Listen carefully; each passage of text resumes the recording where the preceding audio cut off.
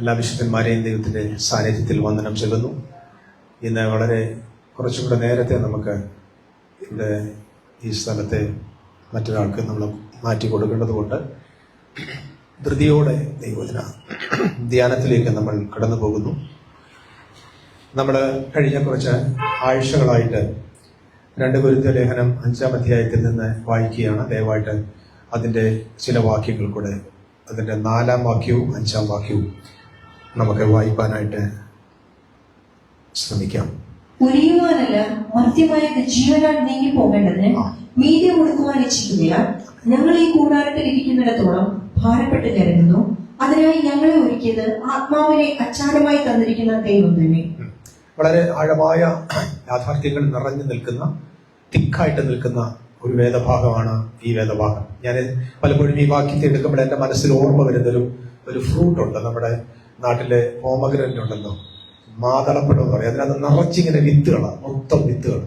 അതുപോലെയാണ് എനിക്ക് ചില സമയത്ത് ഈ വാക്യത്തെ എടുക്കുമ്പോൾ, ഈ ഭാഗങ്ങൾ എടുക്കുമ്പോൾ, കാരണം ഏതൊരു ഭാഗവും സമയമെടുത്ത് വിശദീകരിക്കേണ്ടതായ വേദഭാഗങ്ങളാണ്. കാരണം ക്രിസ്തീയ സഭയുടെ അടിസ്ഥാനപരമായ കുറേ സത്യങ്ങൾ ഈ വേദഭാഗത്ത് ശക്തമായ നിലയിൽ പ്രതിപാദിച്ചിട്ടുണ്ട്. ഇവിടെ പൗലോസ് അപ്പോസ്തലൻ പറയുകയാണ്, കൂടാരമായ ഞങ്ങളുടെ ഭൗമഭവനം അഴിഞ്ഞു പോയാൽ കൈപ്പണിയല്ലാത്ത നിത്യഭവനമായി ഞങ്ങൾക്ക് ദൈവത്തിന്റെ ദാനമായ ഒരു കെട്ടിടം സ്വർഗത്തിലുണ്ട് എന്നറിയുന്നു. അതിനെക്കുറിച്ച് കൃത്യമായ ഒരു ബോധ്യം കഴിഞ്ഞ ചില ആഴ്ചകളായി നമുക്ക് ലഭിച്ചു എന്ന് ഞാൻ വിശ്വസിക്കുന്നു. ആമേൻ. അത് മറ്റൊന്നുമല്ല, ഈ അക്ഷരം പ്രതി കല്ലുകൊണ്ട് നിർമ്മിച്ചിരുന്ന ഒരു ദേവാലയം യെരൂശലേമിലുണ്ടായിരുന്നു. മഹാദൈവം അവിടെ വന്ന് വസിച്ചിരുന്നു. ദൈവം ആ കൈപ്പണിയായ കല്ലുകൊണ്ട് നിർമ്മിച്ച ദേവാലയത്തിന് പകരമായി അവിടുത്തെ പരിശുദ്ധ രക്തം കൊടുത്ത് വിലയ്ക്ക് വാങ്ങി ജീവനുള്ള കല്ലുകളായ വിശുദ്ധന്മാരെ കൊണ്ട് സ്ഥാപിക്കുന്ന, പണിതു വരുന്ന ഒരാലയത്തെ കുറിച്ചുള്ള പ്രതീക്ഷകളാണ് ഈ വാക്യങ്ങൾക്കകത്ത് നിലനിൽക്കുന്നത്. കാരണം അപ്പോസ്തലൻ ഇത് എഴുതുന്ന സമയത്ത് അപ്പോസ്തലന്മാരും പ്രവാചകന്മാരും എന്ന അടിസ്ഥാനത്തിന്റെ മീതെ ഇതിങ്ങനെ പണിതു വരികയാണ്. അടുക്കടുക്കായി പണിതു വരുന്നു. ആത്മീക വ്രതന പ്രാപിച്ചും ദൈവകൃപ പ്രാപിച്ച് ദൈവമഹത്വത്തോട് ഇങ്ങനെ ക്രിസ്തു എന്ന തലയോളം അപ്പോസ്തലന്മാർ, പ്രവാചകന്മാർ, സുവിശേഷകന്മാർ, ഇടയന്മാർ, ഉപദേഷ്ടക്കന്മാർ തുടങ്ങിയ 5 വിധ ശുശ്രൂഷകൾ കൊണ്ട് ഇതിങ്ങനെ വളർന്നു വരിക, തലയോളം വളർന്നു വരിക. ആ തലയാകുന്ന ക്രിസ്തു അവൻ ഉടലിലേക്ക് വന്ന് കയറുന്ന ആ പരോസ്യ പ്രത്യക്ഷതയെ കാത്തുകൊണ്ട് അപ്പോസ്തലനായ പൗലോസ് എഴുതുമ്പോൾ പറയുകയാണ്, അവൻ അതേ സമയത്ത് പഴയ നിയമത്തിലെ ആളുകൾ അവിടെയുണ്ട്. അവർ മോശയുടെ ശരീരത്തിലാണ്, അല്ലാതെ മോശ എന്ന ആദ്യത്തെ ഉടമ്പടിയുടെ ഭാഗമായി നിൽക്കുന്നു. യേശുക്രിസ്തുവിന്റെ ഉടമ്പടി അതിന്റെ പൂർണ്ണതയിൽ വന്നാൽ മാത്രമേ അവർക്ക് എങ്ങോട്ട് വരാൻ പറ്റത്തുള്ളൂ? അവർക്ക് ക്രിസ്തുവിന്റെ ശരീരത്തിലേക്ക് എത്തുവാനായിട്ട് പറ്റില്ല, ക്രിസ്തുവിലാകാൻ പറ്റത്തുള്ളൂ. അതുകൊണ്ട് പൗലോസ് അപ്പോസ്തലൻ ഫിലിപ്പിയർക്കെഴുതിയ ലേഖനം 3-ാം അധ്യായത്തിൽ ഇങ്ങനെ പറയുന്നത്, എനിക്ക് അവനിൽ ഇരിപ്പാൻ ആഗ്രഹമുണ്ട്. വിട്ടുപിരിഞ്ഞ്, നമ്മൾ ഈ വാക്യത്തെ തന്നെ വായിച്ചിങ്ങനെയാണ്, വിട്ടുപിരിഞ്ഞ് ക്രിസ്തുവിനോടുകൂടെ ഇരിപ്പാൻ ഞാൻ ഏറെ രോമാഞ്ചിക്കുന്നു. സോ ഇതിനെ കുറിച്ചൊക്കെ നമ്മുടെ കോമൺ സെൻസിൽ നമ്മുടെ സമൂഹം പഠിപ്പിക്കുന്ന എങ്ങനെ? വിട്ടുപിരിഞ്ഞ് ക്രിസ്തുവിനോട് ഇരിപ്പാൻ ആഗ്രഹിക്കുന്നു പറഞ്ഞാൽ എന്താ? 99% ആളുകളും പറയുന്നത് മരിച്ച ശേഷം ശരീരം കളഞ്ഞിട്ട് ഈ ശരീരം വിട്ടിട്ട് സ്വർഗത്തിൽ പോയി ക്രിസ്തുവിന്റെ കൂടെ ഇരിപ്പാൻ ആഗ്രഹിക്കുന്നു എന്നാണ് പൊതുസഭ മുഴുവൻ പ്രസംഗിക്കുന്നത്. പക്ഷെ വാസ്തവത്തിൽ അതല്ല അതിന്റെ യാഥാർത്ഥ്യം. മറിച്ച് എന്താണ്? മോശയുടെ ശരീരത്തിൽ നിന്ന്, മോശയുടെ ശരീരത്തിന്റെ പ്രത്യേകത എന്താണ്? മരണത്തിന്റെയും പാപത്തിന്റെയും പ്രമാണം നിലനിൽക്കുന്ന ഒരു ശരീരം, ന്യായവിധിക്കായി ഒരുക്കപ്പെട്ടിരിക്കുന്ന ഒരു ശരീരം. ആ ശരീരത്തിൽ നിന്ന് എത്രയും വേഗം വിട്ടുപിരിഞ്ഞ് ക്രിസ്തുവിന്ന ശരീരത്തിലേക്ക് പോകുവാൻ വാഞ്ചിക്കുന്നു, ക്രിസ്തുവിനോടുകൂടി ഇരിപ്പാൻ ആഗ്രഹിക്കുന്നു. പറഞ്ഞാൽ അവന്റെ സഭയുടെ ഭാഗമായി മാറുവാൻ അപ്പോസ്തലൻ ആഗ്രഹിക്കുന്നു. മറന്നു പോകരുത്, ഇത് എഴുതുന്ന സമയത്ത് ഒരു ട്രാൻസിഷൻ സംഭവിക്കുകയാണ്. ഒന്നിൽ നിന്ന് മറ്റൊന്നിലേക്ക് ഇതിങ്ങനെ ചലനം നടക്കുകയാണ്. ഒന്നുകൂടെ പറഞ്ഞാൽ, മിസ്രൈമിൽ നിന്ന് ഇറങ്ങിത്തിരിച്ചു, പക്ഷെ കനാൻ ദേശത്ത് എത്തിയിട്ടില്ല. മിസ്രൈമിൽ നിന്ന് ഇറങ്ങിയത് സത്യമാ, കനാലിൽ എത്തിപ്പെടാത്തതും സത്യമാ, പക്ഷെ ഇൻ ബിറ്റ്വീനിൽ ഒരു യാത്രയാണ്. ഇതാണ് പുതിയ നിയമ എഴുത്തുകാരുടെ ഈ എഴുത്തുകൾക്കകത്ത് നമുക്ക് കാണാൻ പറ്റുന്ന ഏറ്റവും പ്രധാനപ്പെട്ട കാര്യം. ഞാൻ ഇന്ന് പ്രധാനമായിട്ട് ഈ ശരീരത്തെക്കുറിച്ച്, നമ്മുടെ ശരീരത്തിന് എന്താ സംഭവിക്കുന്നത് എന്നതിനെ കുറിച്ച് മറ്റൊരു വേദഭാഗത്തോട് ചേർത്ത് നമ്മൾ ഇന്ന് ചിന്തിപ്പാനായിട്ട് പോകുന്നു. ദയവായിട്ട് ഫിലിപ്പിയർക്ക് എഴുതിയ ലേഖനം വളരെ പെട്ടെന്ന് ചില വാക്യങ്ങൾ വായിച്ച് സഹായിക്കണം. ഫിലിപ്പിയർക്ക് എഴുതിയ ലേഖനം 3-ാമത്തെ അധ്യായത്തിന്റെ 20-21 വാക്യങ്ങൾ ദയവായിട്ട് വായിക്കണമേ. അവിടെ നിന്ന് കർത്താവായ യേശുക്രിസ്തു രക്ഷിതാവായി വരുമെന്ന് നാം കാത്തിരിക്കുന്നു. അവൻ സകലവും തനിക്ക് കീഴ്പ്പെടുത്തുവാൻ കഴിയുന്ന തന്റെ വ്യാപാര ശക്തി കൊണ്ട് നമ്മുടെ താഴ്ചയുള്ള ശരീരത്തെ തന്റെ മഹത്വമുള്ള ശരീരത്തോട് അനുരൂപമായി രൂപാന്തരപ്പെടുത്തും. വളരെ വളരെ വളരെ ബ്യൂട്ടിഫുൾ ആയിട്ടൊരു വാക്യമാണിത്. ഒരു പ്രാവശ്യം കൂടെ ഒന്ന് വായിക്കുമ്പോൾ ഞാൻ അന്ന് ആവർത്തിച്ച് പറയാൻ വേണ്ടിയാണ്. നമ്മുടെ പൗരത്വമോ, ശ്രദ്ധിച്ചു കേൾക്കണം, നമ്മുടെ പൗരത്വമോ സ്വർഗത്തിൽ ആകുന്നു. അടുത്തത് അവിടെ നിന്ന് നമ്മുടെ കർത്താവായ യേശു ക്രിസ്തു എങ്ങനെ വരുമെന്ന രക്ഷിതാവായി വരുമെന്ന് നാം കാത്തിരിക്കുന്നു. രക്ഷിതാവായി വരുമെന്ന് കാത്തിരിക്കുന്നു. അടുത്തത് അവൻ സകലവും തനിക്ക് കീഴ്പ്പെടുത്തുവാൻ കഴിയുന്ന തന്റെ വ്യാപാര ശക്തി കൊണ്ട് നമ്മുടെ താഴ്ചയുള്ള ശരീരത്തെ തന്റെ മഹത്വമുള്ള ശരീരത്തോട് അനുരൂപമായി രൂപാന്തരപ്പെടുത്തും. എന്താ മനസ്സിലായി? ഇത് വായിച്ചപ്പോ എന്താ മനസ്സിലായി? കർത്താവായ യേശു ക്രിസ്തു വരുമ്പോ നമ്മുടെ ശരീരമെല്ലാം രൂപാന്തരപ്പെട്ട് തേജസ്സുള്ള ശരീരമായി മാറുമെന്ന് അങ്ങനെ കോമൺ അല്ലേ? പക്ഷെ ഇവിടെ നിങ്ങൾ ശ്രദ്ധിച്ചു നോക്കി, നമ്മുടെ പൗരത്വമോ സ്വർഗത്തിലാകുന്നു. നിങ്ങൾ സമയം കിട്ടുമ്പോ 3-ാം അധ്യായത്തിന്റെ മുകൾ തൊട്ട് അതോട്ട് ഇങ്ങനെ വായിക്കണം. പൗലോസ് അപ്പോസ്തലൻ തന്റെ ജീവിതത്തിന്റെ സാഹചര്യങ്ങൾ പറയുന്നു. അദ്ദേഹം പറയുന്നുണ്ട്, എനിക്ക് പ്രശംസിക്കാൻ ഒത്തിരി കാര്യമുണ്ട് ജഡത്തിൽ. ഞാൻ ബെന്യാമിൻ ഗോത്രത്തിൽ പിറന്നവനാണ്, യഹൂദനാണ്, 8-ാം നാളിൽ പരിച്ഛേദനയേറ്റവനാണ്, ദൈവത്തിന്റെ സഭയെ ശുഷ്കാന്തി നിമിത്തം ഉപദ്രവിച്ചവനാണ് എന്ന് പറഞ്ഞാൽ തനിക്ക് മറ്റൊരു വാക്കുകൂടെ തന്നെ അവിടെ പറയുന്നുണ്ട്, ന്യായപ്രമാണ പ്രകാരം ഞാൻ അനന്യനാണെന്ന് പറഞ്ഞാൽ ഒരു മനുഷ്യൻ എന്നെ പ്രമാണം വെച്ച് കുറ്റം വിധിക്കുവാൻ പറ്റത്തില്ല. അത്രയ്ക്കും ഞാൻ ദൈവവചന പ്രകാരം കൃത്യതയോടെ ജീവിക്കുന്ന ആളാണ്. എന്നിട്ട് തന്നെ പറയുന്ന അടുത്തൊരു പ്രധാനപ്പെട്ട കാര്യം ഇങ്ങനെയാണ്, എങ്കിലും നമ്മുടെ കർത്താവായ യേശു ക്രിസ്തുവിന്റെ പരിജ്ഞാനത്തെ കുറിച്ചുള്ള ശ്രേഷ്ഠത നിമിത്തം ഞാൻ സകലതും ശപ്പെന്നും ചവറെന്നും എണ്ണുകയാണ്. എല്ലാറ്റിനും ഞാൻ ചവറെന്നെണ്ണുന്നു, കാരണം ഞാൻ ക്രിസ്തുവിന്റെ പരിജ്ഞാനത്തിന്റെ ശ്രേഷ്ഠത നിമിത്തം. ഞാൻ പലപ്പോഴും മനസ്സിലാക്കാറുണ്ട്, ദൈവത്തിന്റെ മക്കൾക്ക്, വിശുദ്ധന്മാർക്ക് ക്രിസ്തുവിന്റെ പരിജ്ഞാനത്തിന്റെ സമ്പന്നത മനസ്സിലാകാത്തത് കൊണ്ടാണ് നമ്മൾ എപ്പോഴും ഭൗതികമായ ലോകത്തിന്റെ പലതിലും നമ്മൾ ആനന്ദിക്കുന്നതും അതിലേക്ക് മാത്രം നമ്മൾ ഫോക്കസ് ചെയ്യുന്നു. നമ്മുടെ ശരീരത്തിന് സൗഖ്യം, നമ്മുടെ വീടിനകത്ത് സമൃദ്ധി, നമ്മുടെ ജോലി മേഖലകളിൽ ആനന്ദം, ഇതെല്ലാം കൊണ്ടുണ്ടെങ്കിൽ നമ്മൾ ഹാപ്പി ആവും. പക്ഷെ ഇന്ന് വരെയെങ്കിലും കർത്താവേ അങ്ങയുടെ പരിജ്ഞാനത്തെ പ്രാപിപ്പാൻ എനിക്ക് കഴിഞ്ഞിട്ടില്ലല്ലോ എന്ന് വെച്ച് ആശങ്കയോടെ പ്രാർത്ഥിക്കുന്നത് നമ്മൾ കേട്ടിട്ടുണ്ടോ? യേശുവിനെ പോലെ എന്നെ മാറ്റണമെന്ന് പ്രാർത്ഥിക്കുന്നത് കേട്ടിട്ടുണ്ടോ? എന്റെ കാലുകൾക്ക് സൗഖ്യം തരണം, എന്റെ ആരോഗ്യത്തിന് വീണ്ടെടുക്കണം, എനിക്ക് ബലം തരണം എന്ന് പ്രാർത്ഥിക്കാറുണ്ട്. അത് വേണം. ഭൗതിക ലോകത്ത് എല്ലാവർക്കും അത് ലഭ്യമാകുന്നു. പക്ഷെ ഒരു കാര്യം വ്യക്തമാണ്, വിശുദ്ധന്മാർക്ക് വേണ്ട ഏറ്റവും പ്രധാനപ്പെട്ട ആഗ്രഹം എന്തായിരിക്കണം? ക്രിസ്തുവിന്റെ പരിജ്ഞാനത്തിന്റെ ശ്രേഷ്ഠത പ്രാപിപ്പാൻ കർത്താവേ എനിക്ക് കൃപ തരണമേ എന്ന് നമുക്ക് ദിനവും പ്രാർത്ഥിക്കാം. ഒരു വലിയ ലോങ് ആയിട്ടുള്ള കുറെ കാര്യങ്ങൾ പറയാനുണ്ടെങ്കിൽ അതുകൊണ്ട് ഞാൻ പെട്ടെന്ന് തന്നെ മുമ്പോട്ട് പോകാനായിരിക്കും. ഒരു വാക്യം ഫിലിപ്പിയ ലേഖനം 3:12 ഒന്ന് വായിച്ചാട്ടെ. ഞാൻ അവിടെ നിന്ന് തുടങ്ങാൻ പോവുക ചെറുതായിട്ട്. ഫിലിപ്പിയ ലേഖനം 3:12 ഒന്ന് വായിക്കാം. ലഭിച്ചു കഴിഞ്ഞു എന്നോ തികഞ്ഞവനായോ എന്നോ അല്ല, ഞാൻ ക്രിസ്തുവേശുവിനായി പിടിക്കപ്പെട്ടിരിക്കുന്നത് കൊണ്ട് എനിക്കും അത് പിടിക്കാമോ എന്ന് വെച്ച് പിന്തുടരുന്നതേ ഉള്ളൂ. നമ്മളെല്ലാരും വായിക്കുന്നുണ്ട്, ഞാൻ കിട്ടിയെന്നല്ല, ലഭിച്ചു എന്നല്ല, തികഞ്ഞവനായി എന്നല്ല, മറിച്ച് എന്താണ്? ഞാൻ ക്രിസ്തുവിനാൽ പിടിക്കപ്പെട്ടിരിക്കുന്നു. ക്രിസ്തു എന്നെ പിടിച്ചതുകൊണ്ട്. അടുത്ത വാക്യം പറയുന്നത് ഇങ്ങനെയാണ്, എനിക്കും അങ്ങനെ പിടിക്കാമോ എന്ന് വെച്ച് ഞാൻ പിന്തുടരുന്നു. പൗലോസ് പറഞ്ഞ മറ്റൊരു വാക്കുണ്ട്, ഞാൻ ലാക്കിലേക്ക് ഓടുകയാണ്. ലഭിച്ചു എന്നല്ല, ലഭിക്കാമോ എന്ന് വെച്ച് ഓടുക. നിങ്ങൾക്ക് the people of God today in the church, ആളുകൾ വിശ്വസിക്കുന്നത് ഇതേ വാക്യമാ. ഏത് വാക്യം? എനിക്ക് കിട്ടിയെന്നല്ല, കിട്ടാമോ എന്ന് വെച്ച് ഞാൻ ഓടുകയാണ്. അപ്പൊ അങ്ങനെയല്ല ഒരു ധ്വനി ഇവിടെ ഇല്ലേ? ഹല്ലേലൂയ.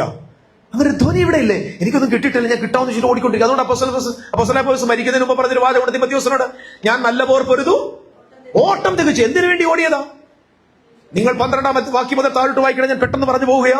പൗലോസ് പറഞ്ഞു, എനിക്ക് ക്രിസ്തുവിന്റെ നീതി പ്രാപിക്കണം. എനിക്ക് ന്യായപ്രമാണത്തിന്റെ നീതിയല്ല, എന്റെ സ്വയനീതിയല്ല, ക്രിസ്തുവിങ്ങളുടെ വിശ്വാസത്താൽ ലഭിക്കുന്ന നീതി പ്രാപിക്കണം.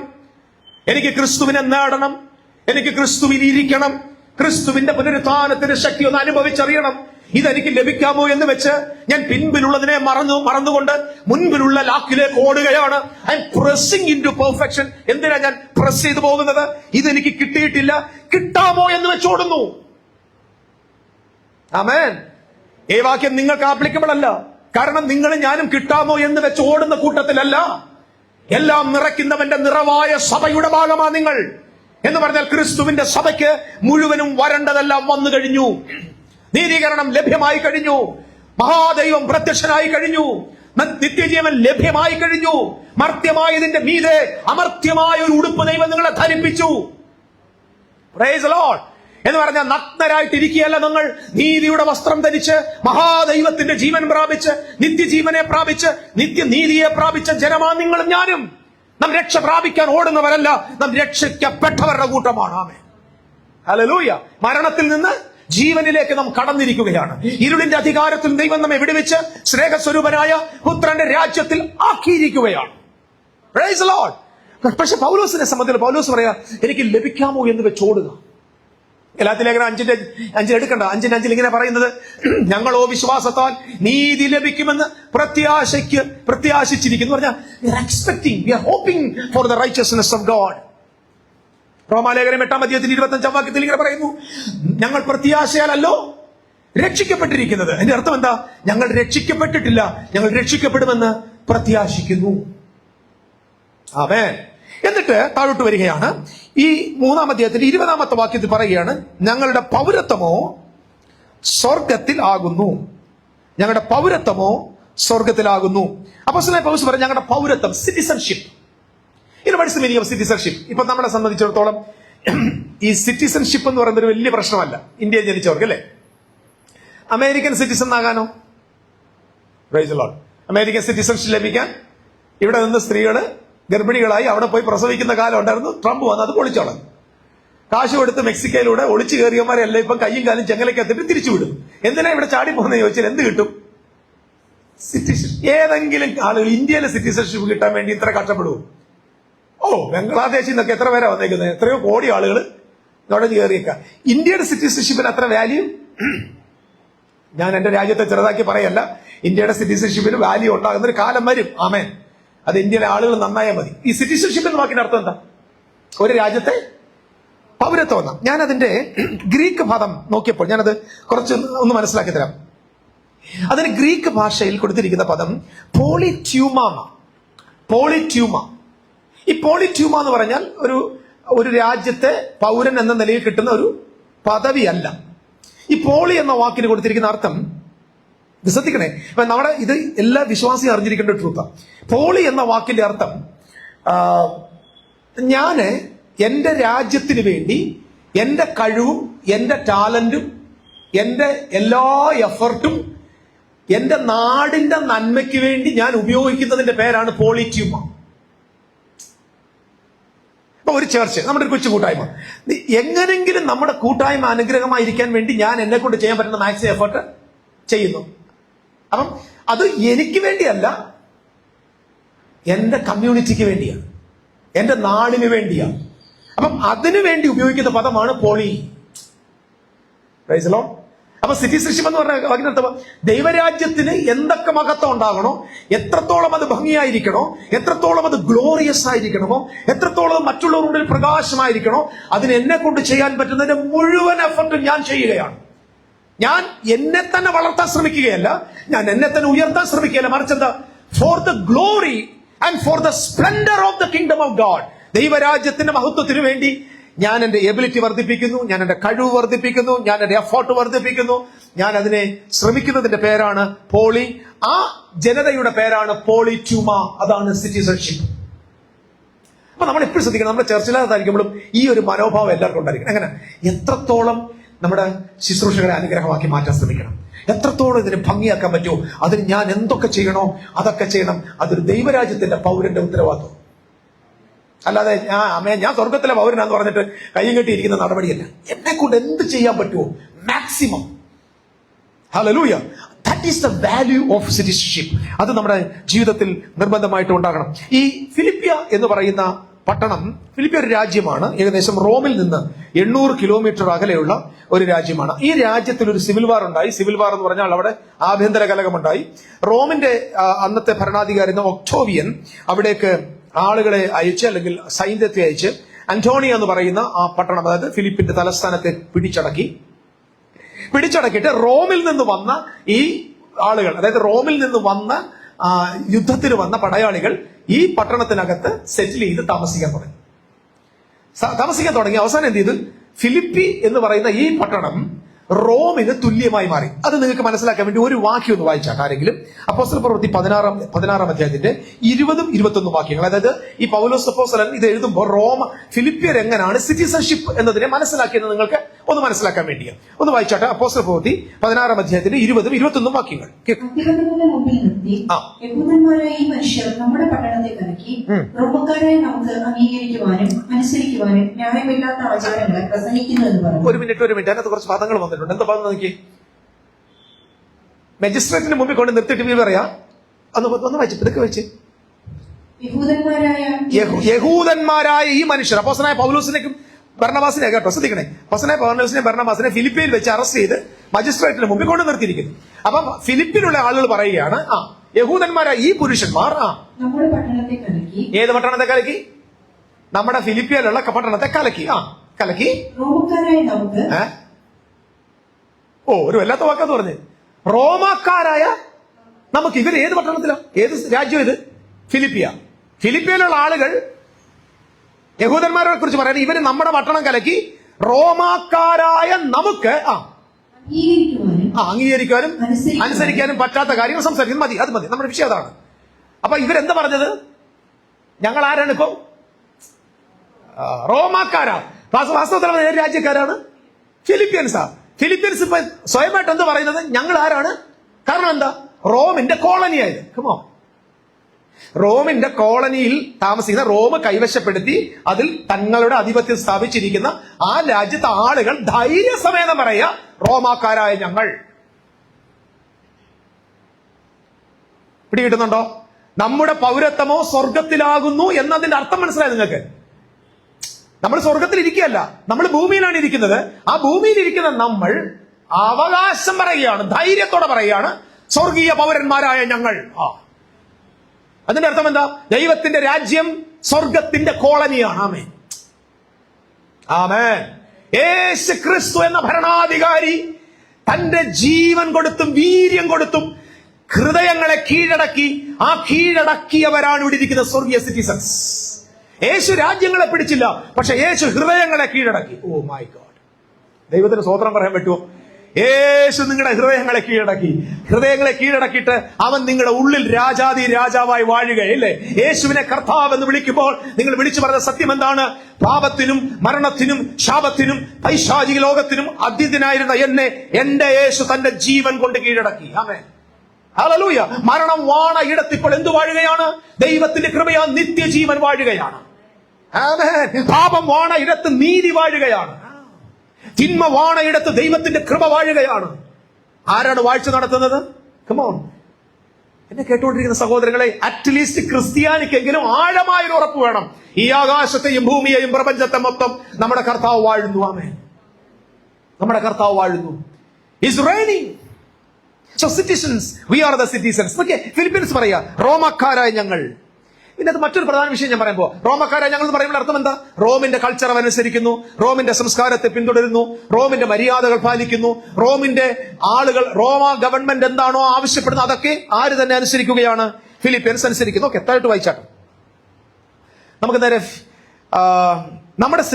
നമ്മുടെ പൗരത്വമോ സ്വർഗത്തിലാകുന്നു. ഇംഗ്ലീഷ് ബൈബിൾ എഴുതിയിരിക്കുന്നു, our citizenship is in heaven. Listen to me, എന്നെ ശ്രദ്ധിക്കണം. നമ്മുടെ സിറ്റിസൺഷിപ്പ് ഈസ് ഇൻ ഹെവൻ. അതായത് ഈസ് എന്നൊരു വാക്കുണ്ട്. മലയാളത്തിൽ എങ്ങനെ പറയാം? ആകുന്നു അല്ലേ? ഈ ഈസ് എന്ന പദത്തിന് കൊടുത്തിരിക്കുന്ന ഗ്രീക്ക് പദം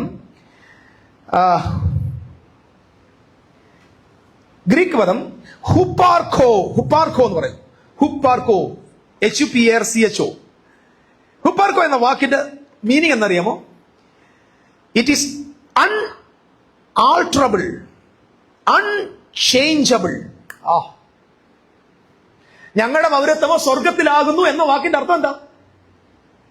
ഈ സിറ്റിസൺഷിപ്പ് ഒരിക്കലും മാറ്റാൻ പറ്റില്ല, വ്യതിചലിപ്പിക്കാൻ പറ്റത്തില്ല, തിരുത്താൻ പറ്റത്തില്ല, ചേഞ്ച് ചെയ്യാൻ പറ്റത്തില്ല. സ്ട്രോങ്. ഹല്ലേലൂയ എന്ന് പറഞ്ഞാൽ ഞങ്ങളെ ഇനി പുതിയ പൗരത്വ നിയമ ബില്ല് വന്നിട്ട് എടുത്ത് വെളി കളയാൻ പറ്റത്തില്ല. കാരണം ഒരിക്കൽ ഇതിനകത്ത് ആയി കഴിഞ്ഞാൽ I am a citizen of heaven. ഇതാണ് നമ്മുടെ വിശുദ്ധന്മാർക്ക് വേണ്ട ഒരു അഹങ്കാരം. ആ വാക്കിനെ ഞാൻ നല്ല പോസിറ്റീവ്സിൽ എടുക്കാം കേട്ടോ. നമ്മുടെ അകത്ത് വേണ്ട ഒരു ബലം, നമ്മുടെ അകത്ത് വരേണ്ട നമ്മുടെ നാട്ടിൽ പറ ഒരു ചുണ ഉണ്ടല്ലോ, അതെന്താണെന്നറിയാമോ? I am a child of God, I am a heavenly citizen. Okay, ഇനി അവിടെ നിന്ന് ആര് വരുന്നെന്നാ പറഞ്ഞിരിക്കുന്നത്? ശ്രദ്ധിക്കണേ, അവിടെ നിന്ന് ആര് വരുന്നു? നമ്മുടെ രക്ഷിതാവായ ഫിലിപ്പിയ ലേഖനം 3-ാം അധ്യായത്തിന്റെ 20-ാം വാക്യം, നമ്മുടെ പൗരത്വം സ്വർഗത്തിലാകുന്നു, അവിടെ നിന്ന് നമ്മുടെ കർത്താവായ യേശു രക്ഷിതാവായി വരുന്നു. ശ്രദ്ധിക്കും, ഞാൻ സ്ലോ ആയിട്ട് പറയാം. അതായത് every one in the world, especially the people those who believe in the future coming of Christ, കർത്താവ് വരുന്നു, മേഘത്തിൽ വരുന്നു, കാത്തിരിക്കുന്ന ആളുകൾ, എങ്ങനെ പ്രസംഗിക്കുന്നത്? ഇങ്ങനെ പ്രസംഗിക്കുന്നത്, ഒരിക്കൽ യേശു മരിക്കുവാനായി വന്നു, ഇനിയും അവൻ രാജാവായി വരുന്നു. ഒരിക്കൽ യേശു രക്ഷിപ്പാൻ വന്നു, ഇനി അവൻ രക്ഷിക്കപ്പെട്ടവർക്ക് വേണ്ടി വരുന്നു. അങ്ങനല്ലേ? ഞാൻ ഇനി കാട്ടാക്കട ഭാഷ പറയണോ? അല്ലല്ലോ. ഒരിക്കൽ യേശു ക്രിസ്തു മരിപ്പാൻ വന്നു, ഇനിയും അവൻ നിങ്ങൾക്ക് വേണ്ടി അവൻ രാജാതിരാജാവായി വരുന്നു. ഒരിക്കൽ അവന്റെ തലയിൽ മുൾക്കിരീടം പ്രാപിപ്പാൻ വന്നു, ഇനി അവൻ സ്വർണ്ണ കിരീടം പ്രാപിക്കാൻ വരുന്നു. ഒരിക്കൽ നമ്മെ രക്ഷിപ്പാൻ വന്നു, ഇനിയും അവൻ രക്ഷിക്കപ്പെട്ടവർക്ക് വേണ്ടി വരുന്നു. പക്ഷെ ഇവിടെ എഴുതി വെച്ചിരിക്കുന്ന വാക്യം എന്താ? രക്ഷിക്കപ്പെട്ടവർക്ക് വേണ്ടി വരുമെന്നല്ല. നമ്മുടെ രക്ഷിതാവായ ക്രിസ്തു സ്വർഗത്തിൽ നിന്ന് വരുമെന്ന് ഞങ്ങൾ കാത്തിരിക്കുന്നു. അങ്ങനല്ലേ? രക്ഷിതാവ് വരുമെന്ന്. അതിന്റെ അർത്ഥം എന്താ? ഈ ഫ്യൂച്ചർ ആളുകളുടെ നടു ഓടിക്കുന്ന ഒരു വാക്യം ഇത്. കാരണം യേശു ഇനി എങ്ങനെ വരുമെന്ന് അവർ കാത്തിരിക്കുന്നത്? രക്ഷിതാവായി വരുമെന്ന്. എബ്രായ ലേഖനം 9-ാം അധ്യായത്തിന്റെ 28-ാം വാക്യത്തിൽ എന്ത് പറഞ്ഞിരിക്കുന്നത്? അവൻ തനിക്കായി കാത്തു നിൽക്കുന്നവരുടെ രക്ഷയ്ക്കായി, ഒന്ന് ഉറക്കെ പറ, അവൻ തനിക്കായി കാത്തു നിൽക്കുന്നവരുടെ രക്ഷയ്ക്കായി പാപം കൂടാതെ രണ്ടാമതെ പ്രത്യക്ഷപ്പെടും. അപ്പൊ യേശുവിന്റെ രണ്ടാം വരവ് അന്ന് കാത്തിരുന്ന ജനതയ്ക്ക് എന്തിനുള്ളത്? ഒന്നാമത്തെ നൂറ്റാണ്ടിൽ കാത്തിരുന്ന അപ്പോസ്തലന്മാർക്കും സഭയ്ക്കും യേശു ആരായി വരുമെന്നാ പ്രതീക്ഷിച്ചിരുന്നത്? രക്ഷകനായി വരുമെന്ന്. അപ്പൊ ഒന്നാമത്തെ പ്രാവശ്യം വന്നപ്പോ രക്ഷിച്ചില്ലേ?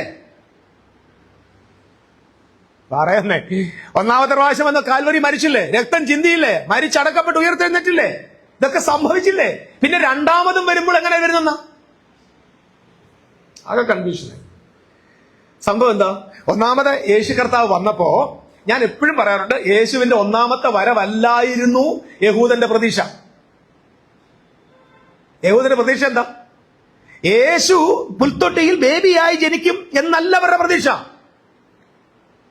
നിങ്ങളുടെ നിയമദൂതനും നിങ്ങളുടെ ആനന്ദവുമായവൻ പെട്ടെന്ന് അവിടെ വരുമെന്ന, ദേവാലയത്തിലേക്ക് വരും. ഇവര് കുഞ്ഞുവാവയായിട്ട് ജനിച്ചിങ്ങനെ, അതല്ല പ്രവൃത്തി. അതുകൊണ്ടാണ് യഹോവയുടെ വലുതും ഭയങ്കരവുമായ നാൾ വരുന്നതിന് മുൻപ് ഞാൻ ആരെ അയക്കും എന്ന് പറഞ്ഞു? ഏലിയാവിനെ അയക്കും. നിങ്ങൾക്ക് വിശ്വസിക്കാൻ പരിഗ്രഹിക്കാൻ മനസ്സുണ്ടെങ്കിൽ വരുവാനുള്ള ഏലിയാവ് ആരാണ്? യോഹന്നാനാണെന്ന് ആര് പറയുക? Price the Lord. വരുവാനുള്ള ഏലിയാവ് ആരാണ്? യോഹന്നാൻ സ്നാപകൻ. അപ്പൊ ഏലിയാവ് എപ്പോ വന്നു? അപ്പൊ യേശു ക്രിസ്തുവിന്റെ എല്ലാവരും കേൾക്കണം പ്രിയപ്പെടുന്നത്. നമ്മള് നാട്ടുകാർ കളിയാക്കും, ഇവന്മാർക്ക് വട്ടാണ്, ഇവന്മാർ ദുരുപദേശം. പക്ഷെ ഈ പറയുന്ന പൊട്ടത്തരത്തിന് നല്ല മറുപടിയായിരുന്നു. യോഹന്നാൻ സ്നാപകൻ എന്തിനു വന്നു? യഹോവയുടെ വലുതും ഭയങ്കരമായ നാള് വരുന്നതിന് മുമ്പ്. ആ നാൾ എന്താ സംഭവിക്കുന്നത്? യേശുവിന്റെ രണ്ടാം വരവില്. ആമേൻ. അപ്പൊ യേശുവിന്റെ രണ്ടാം വരവിന് സാക്ഷി നിർത്താനാണ് ആര് വന്നത്? യോഹന്നാൻ വന്നത്. ആമേൻ. യേശു ജനിക്കുന്നു എന്ന് പറയാനല്ല വന്നത്, യേശു ന്യായം വിധിക്കാൻ വരുന്നു എന്ന് പറയാനാണ് യോഹന്നാൻ വന്നത്. ഇനി നാളെ ഏതോ ഭാവിയിലാണ് യേശു വരുന്നതെങ്കിൽ 2000 വർഷത്തിന് മുമ്പ് യോഹന്നാൻ അവിടെ വരേണ്ട ആവശ്യം എന്താ? ഇപ്പഴെങ്ങനെ വന്നാ പറയുന്നു? ചുമ്മാ ചിന്തിക്കുന്നേ. കർത്താവേ സ്തോത്രം. എടോ, 2000 വർഷത്തിന് ശേഷം സംഭവിക്കേണ്ട ഒരു കാര്യം പറയാൻ 2000 വർഷത്തിന് മുമ്പ് മരുഭൂമി വന്നൊരുത്തൻ സംസാരിക്കേണ്ട ആവശ്യമുണ്ടോ? ഇപ്പൊ വന്നാ പോരെ. പക്ഷെ ജീസസ് ക്രൈസ്റ്റിന് മുന്നോടി വന്ന യോഹന്നാൻ എന്താ പറഞ്ഞ വാക്ക്? യോഹന്നാൻ യേശുവിനെ എന്താ പറഞ്ഞത്? ഞാൻ നിങ്ങളെ എന്തോ ചെയ്യുന്നു? വെള്ളത്തിൽ സ്നാനപ്പെടുത്തുന്നു. എന്റെ പിന്നാലെ വരുന്നവൻ നിങ്ങളെ പരിശുദ്ധാത്മാവ് കൊണ്ട് തീ കൊണ്ട് സ്നാനപ്പെടുത്തും. ഓക്കെ. അവന്റെ കയ്യിൽ എന്തുണ്ടെന്നാ പറഞ്ഞേ? കുരിശുണ്ടെന്നാ പറഞ്ഞേ? കുരിശുണ്ടെന്നല്ല പറഞ്ഞത്. എന്തുണ്ടെന്ന് പറഞ്ഞ്? വീശുമുറം കയ്യിലുണ്ടെന്നാ പറഞ്ഞത്. വീശുമുറം എപ്പോഴാണ് എടുക്കുന്നത്? കൊയ്ത്തിന് ശേഷമാ. കൊയ്തൊക്കെ കഴിഞ്ഞ് മെതിയൊക്കെ കഴിഞ്ഞിട്ടല്ലേ വീശുമുറം എടുക്കൂ. കളത്തെ മുറ്റും വെടിപ്പാക്കിയിട്ട് പതിരിനെ കത്തിക്കാനും കതിരിനെ ശേഖരിക്കാനും അല്ലേ? അപ്പൊ യേശു ക്രിസ്തുവിനെ കുറിച്ച് പറഞ്ഞെന്താ? അവൻ കൊയ്ത്തിന് ശേഷം എടുക്കുന്ന വീശുമുറം കയ്യിലുണ്ടെന്ന് പറഞ്ഞാൽ ജീസസ് ക്രൈസ്റ്റിന്റെ സെക്കൻഡ് കമ്മിങ്ങിനെ കുറിച്ചാണ് ആര് മുന്നറിയിപ്പ് കൊടുക്കുന്നത്? യോഹന്നാൻ സ്നാപകൻ. അപ്പൊ കാൽവറിയിൽ എന്ത് ചെയ്തു? യേശു മരിച്ചു, അടക്കപ്പെട്ടു, സകലത് നിവർത്തിയായി. ന്യായപ്രമാണം നീങ്ങിപ്പോയോ? പോയിട്ടില്ല. പൗരോഹിത്യം നീങ്ങിപ്പോയോ? പോയിട്ടില്ല. പുതിയ നിയമം സ്ഥാപിക്കപ്പെട്ടോ? സ്ഥാപിക്കപ്പെട്ടിട്ടില്ല. നിത്യജീവൻ വന്നോ? വന്നിട്ടില്ല. മരണം നീങ്ങിപ്പോയോ? എല്ലാം തലകുലുക്കുന്നു. സ്വത്രം. ഞാനിങ്ങനെ പറഞ്ഞുകൊണ്ടിരിക്കും. മരണം നീങ്ങിപ്പോയോ? ഇല്ല. റിസറക്ഷൻ സംഭവിച്ചോ? ഇല്ല. രക്ഷ വന്നോ? ഇല്ല. നീതീകരണം സംഭവിച്ചോ? ഇല്ല. ഇതൊക്കെ സംഭവിക്കണേ എപ്പോഴേ സംഭവിക്കത്തുള്ളൂ?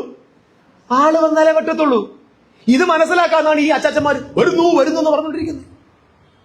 ഈ വരവോടുള്ള ബന്ധത്തിലെ രക്ഷ സാധ്യമാകും. അതുകൊണ്ടാണ് അവർ കാത്തിരിക്കുക, തങ്ങൾക്ക് വേണ്ടി കാത്തിരിക്കുക. അവരെന്തിനു കാത്തിരിക്കുന്നു?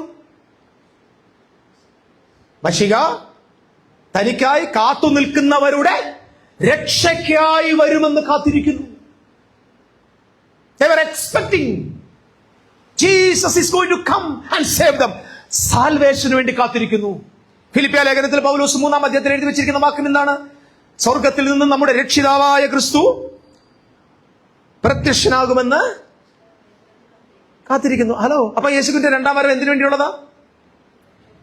പറഞ്ഞേ, രക്ഷയ്ക്ക് വേണ്ടിയുള്ളതാ. ആരുടെ രക്ഷയ്ക്ക്?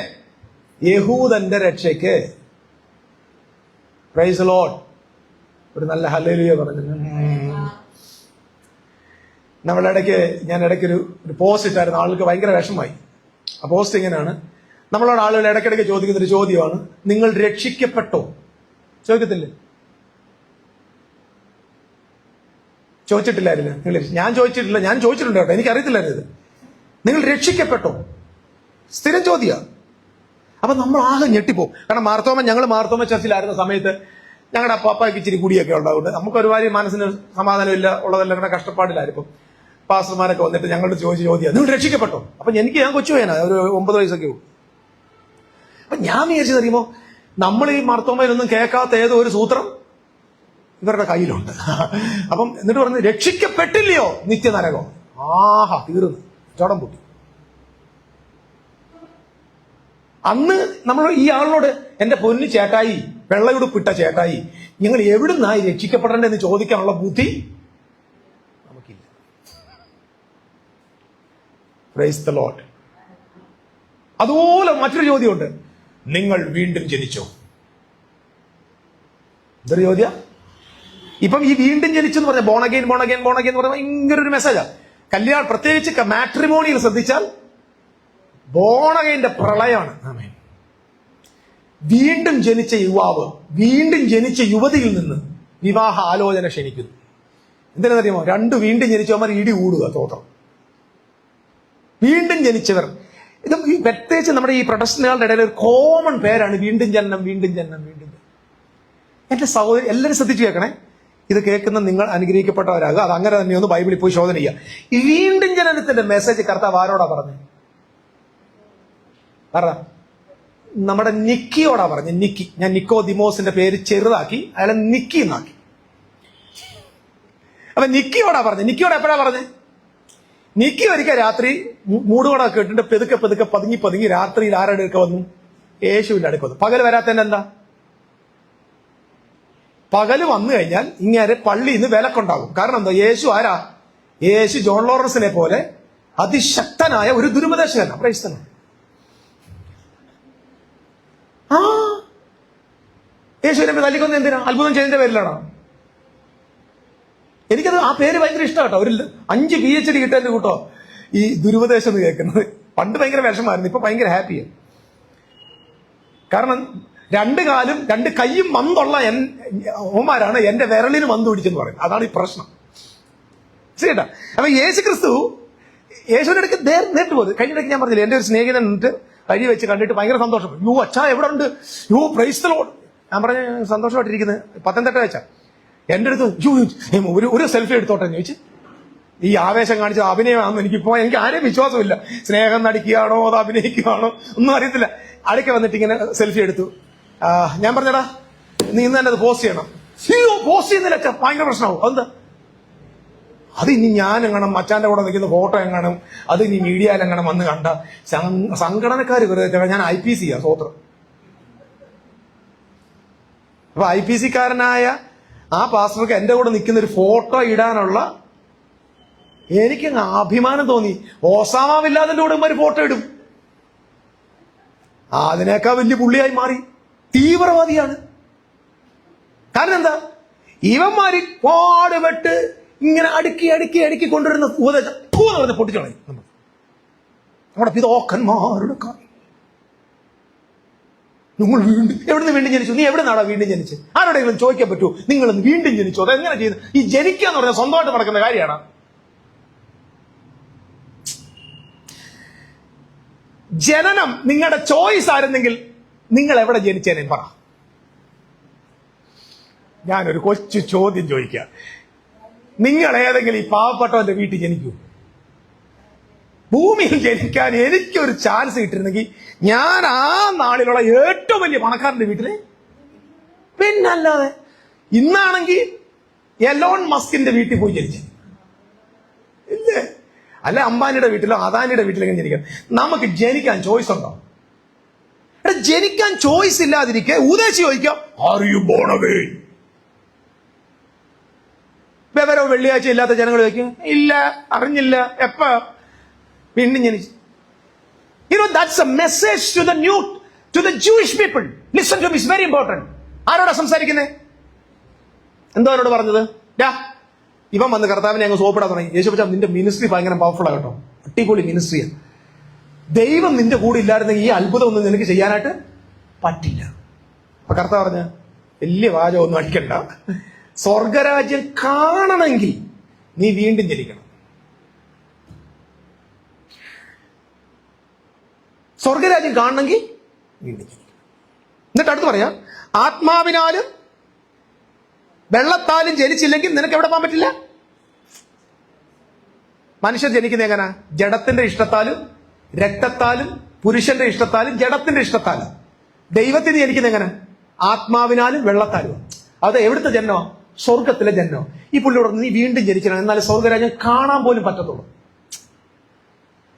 ഞാനിത് കഴിഞ്ഞ ദിവസം വായിച്ചപ്പോൾ എന്റെ മനസ്സിൽ വന്നു, ദൈവരാജ്യം കാണണമെങ്കിൽ വീണ്ടും ജനിക്കണം. ശരി, ഇതേ കർത്താവ് ലൂക്കോസ് 17:20 പറഞ്ഞത് ദൈവരാജ്യം കാണുന്നത് പോലെ അല്ല വരുന്നത് എന്ന് പറഞ്ഞാൽ ആർക്കും കാണാൻ പറ്റത്തുമില്ല. ഇതെന്തൊരു കഷ്ടം. അപ്പൊ ഇതിന്റെ അർത്ഥം എന്താ? നിക്കോദിമോസേ, നീ എന്ത് ചെയ്യണം? ഒന്നുകൂടെ ജനിക്കണോ? അതെന്തോ അതിന്റെ അർത്ഥം? എന്നിട്ട് ഇത് സംസാരിച്ച് വന്നപ്പോൾ പുള്ളി പറഞ്ഞു, ഞാൻ ഇനി അമ്മയുടെ ഉദരത്തിൽ കയറി പോയിട്ട് ഒന്നുകൂടെ ജനിക്കണോ? പുള്ളിക്ക് ആകെപ്പാടെ അറിയാവുന്നത് ബയോളജി അറിയാം, പക്ഷെ ഇവർക്ക് എന്ത് സ്പിരിച്വോളജി പുള്ളിക്ക് അറിയത്തില്ല. പുള്ളി ബയോളജി പഠിച്ചിട്ടുണ്ട്, അമ്മയുടെ ഉദരത്തിൽ ജനിക്കുന്നു, ഇനി ഞാൻ ഒന്നുകൂടെ പോയി ജനിക്കണോ എന്ന് ചോദിക്കും. കർത്താവ്, ഇസ്രായേലിന്റെ ഉപദേഷ്ടാവായിരുന്നിട്ടും നിനക്ക് മനസ്സിലായില്ലയോ? എന്തോ എന്റെ അർത്ഥം? എല്ലാവരും കേൾക്കുന്ന ഈ ഞായറാഴ്ച എന്താ ഈ വീണ്ടും ജനനം എന്ന് പറഞ്ഞ ഈ നാട്ടിലെ ഈ ഉപദേശിമാര് പറയുന്നതല്ല വീണ്ടും ജനനം.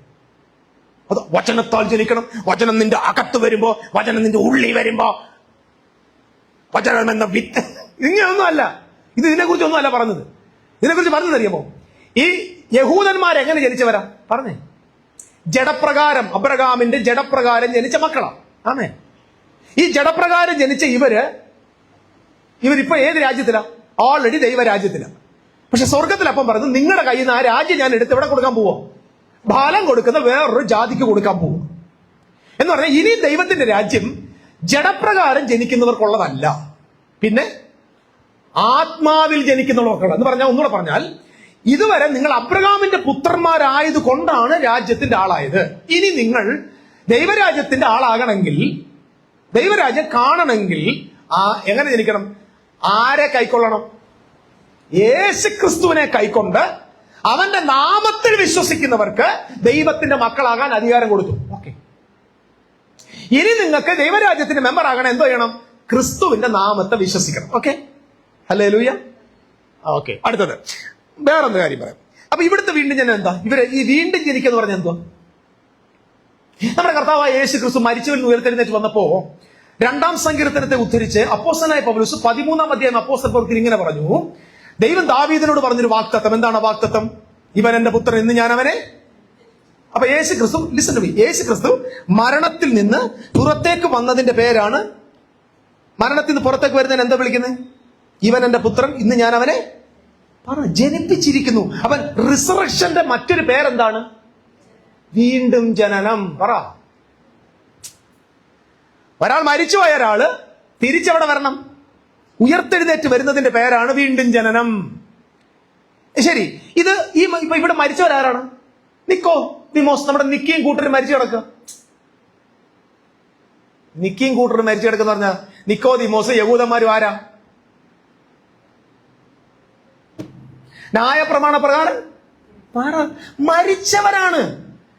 മരണത്തിന്റെയും പാപത്തിന്റെയും പ്രമാണത്തിൽ കിടക്കുക.